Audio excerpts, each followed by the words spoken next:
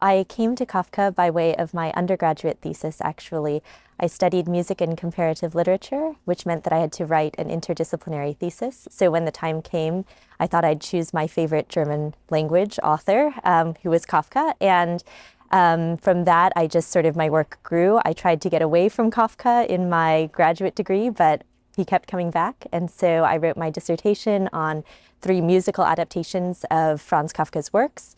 And my current book project is actually expanding the notion of Kafka to the Kafkaesque, a notoriously contested topic, but to the Kafkaesque to see how it features in music that ranges from the Austro-German post-war era to contemporary compositions and even rock and pop music today.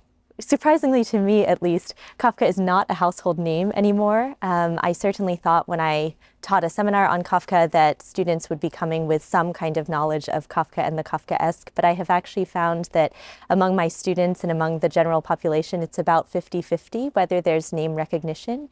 And much of that recognition is actually through popular culture, such as The Office, the US version, or Breaking Bad.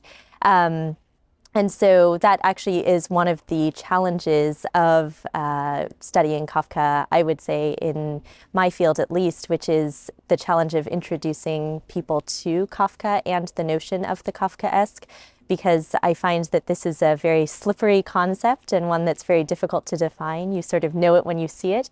So trying to explain the slippery boundaries of the Kafkaesque has been a big challenge, but I have also found that that's one of the huge benefits of studying something like Kafka and his legacy, because students and other colleagues have found points of contact that perhaps I didn't expect them to find, and they certainly didn't expect to find when they approached the work.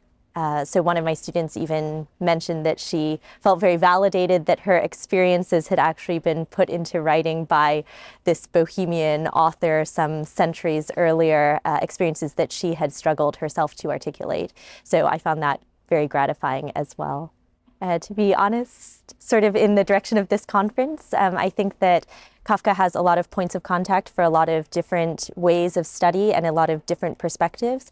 And so I think bringing together these interdisciplinary ways of engaging with Kafka and the Kafkaesque is what I hope to see for the future of Kafka studies.